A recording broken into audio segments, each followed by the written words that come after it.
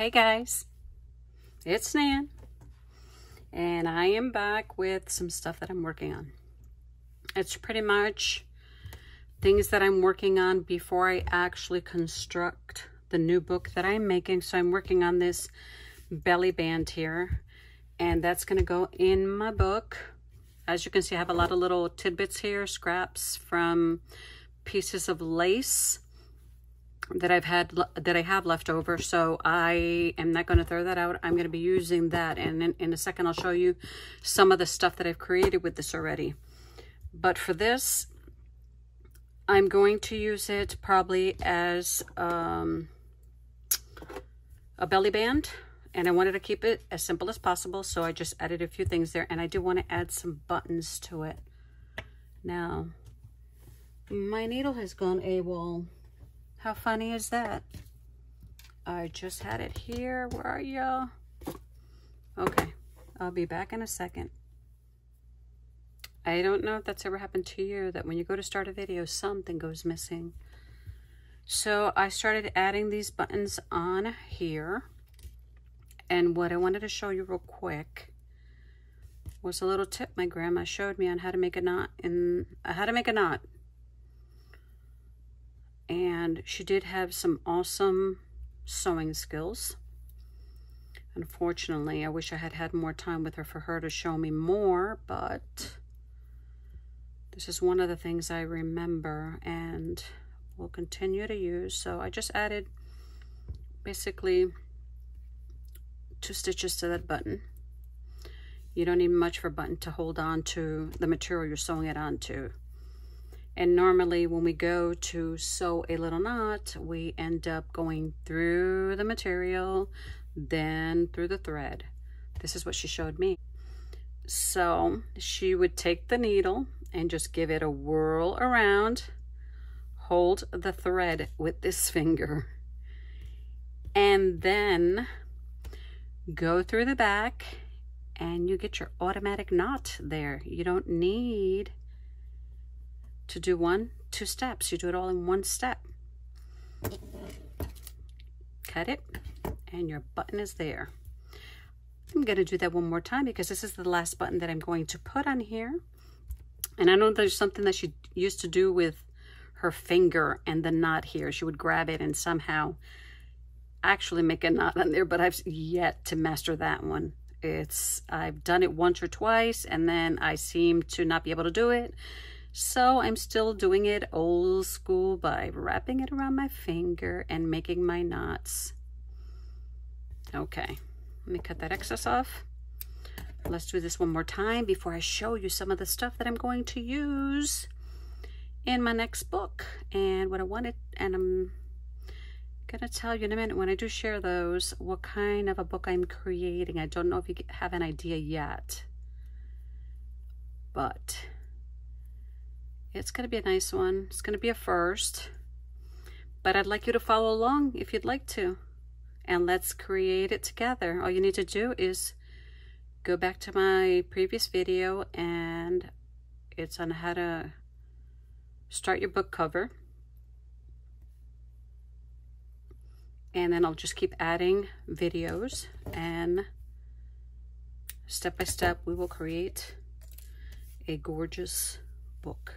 Here it is. So let me get a page and let's see what it looks like if I were to add it on to one of the pages. And yes, this will be one of the pages. It'll look gorgeous, simple, because as of yet, I do not know all the things that I'm going to create in the book, but I have an idea what I want inside the book. So let me show you some of the stuff that I've already made, but I want to show you first. This is an old measuring, whatchamacallit, I'm going to say. They use it in sewing, and my mother-in-law gave it to me. She gave it to me in this little jar with pins and safety pins and some other little stuff in there, but some of these are mine.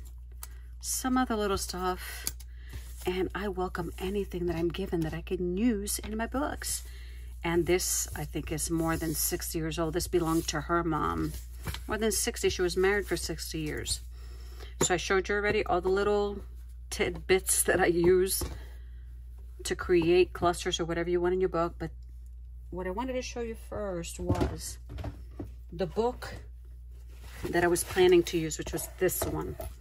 I had already showed you how to gut it, how to tape it, but I need to be realistic. I'm one of those crazy people who are always making a gator mouth. So I thought, this is not that much space for a book.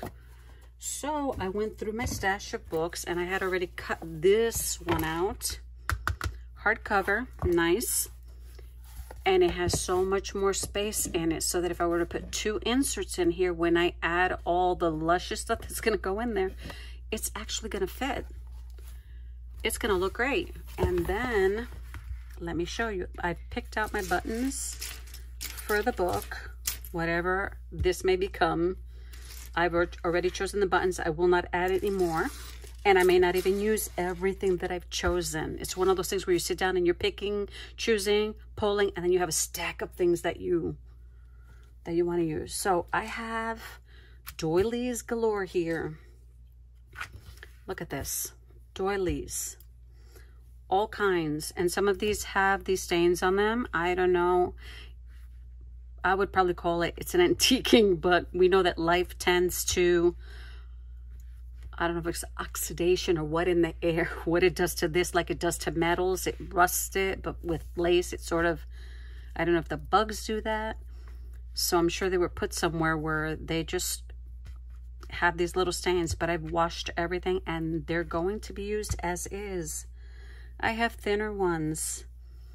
And then this one my mother-in-law gave to me. And these, my son's great-grandmother made these. So I have some special ones to add in there. So I have a stack here on the side of doilies, and I'm not sure which ones I'm going to use, but if you join me in this journey, you get to see how I do this, which I'm not sure at all what I'm doing, but I'm so interested in making one that I can keep forever.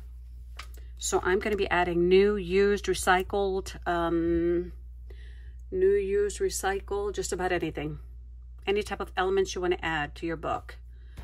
It could be from a pillowcase, from a curtain, from an old shirt. It does not matter. Clean it, iron it, and you can use pieces that you have lying around. We all have our preferences as far as to what type of book we want to create, the style, preference in glue, and all kinds of things that we want to use. This used to be my grandmother's nightgown. This is a piece of an old napkin. It's more than 30, 40 years old, maybe even more, because most of the items that she gave me, she got for her wedding, and that was over 60 years ago, or before her wedding. So this, I'm going to incorporate a piece of that. So I have a lot of little things. I've picked papers. I'm coffee dyeing. I have avocado dye papers. So now let me show you the gorgeous, gorgeous little pieces that I've already created. And in another video, we'll recreate some, because I really don't want to make this video too long and too tiresome. So I have 3 pieces of paper here. So we'll just compare how these pieces look in the book. And I'm going to add, my book is going to be a shabby chic.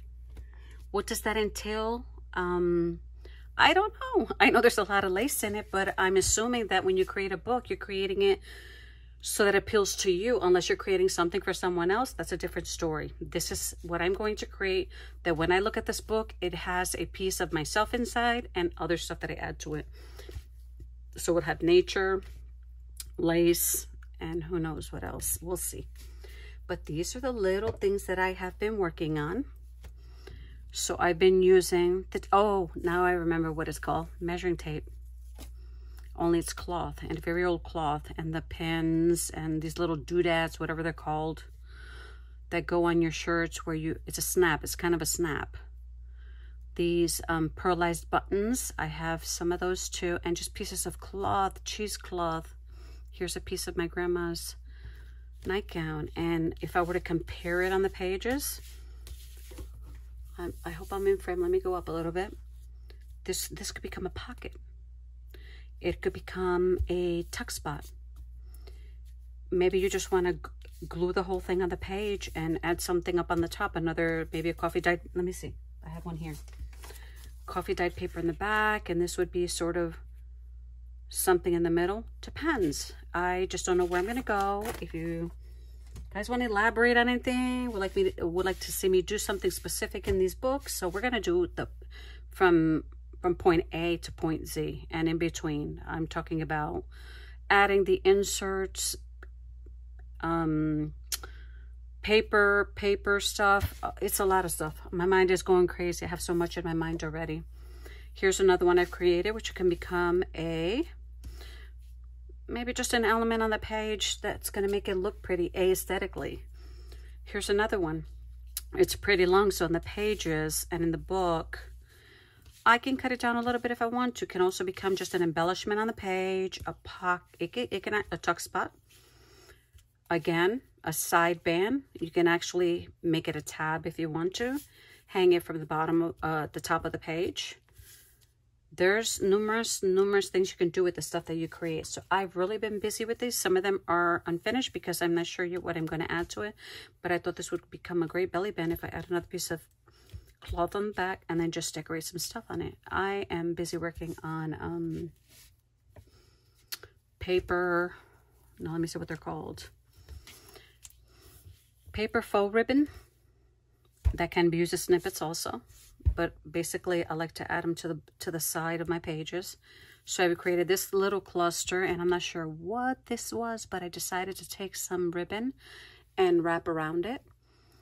Added a pen, safety pin, buttons, you name it. You can add whatever you want. I thought what would look cute in some of these are like tiny little roses, pink, or maybe even green. I could take a white one and, you know, add some kind of a light painting of green on it. I want some patina, so I gotta find patina. That's what on some of it.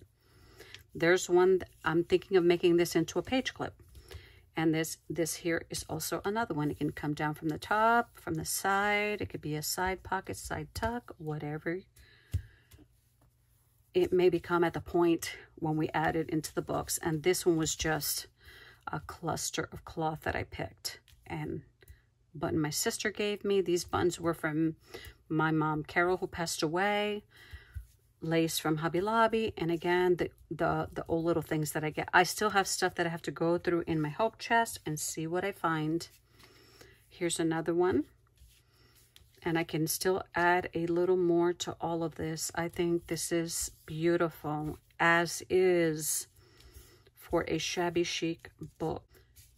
And how it looks on this plain page. They pop out because the page is plain, but it's gorgeous. I love it. So if I were to put, let's say, this one on the page and I glued it down, I could use one of my coffee dyed index cards and put it there. If I were to do the bottom part, I can just tuck it in there also. Can actually tuck several if you choose to. I think at this point, my next video, we're gonna go over the amount of paper that I have. Maybe not necessarily all of it, but I'd like you to see some of the stuff that I've done to the actual papers. So this is pretty much what I have for you today. God bless you, and I will see you in the next video. Subscribe. Hit that notification button if you want to be notified on my next video, and let's have some fun. See you next time.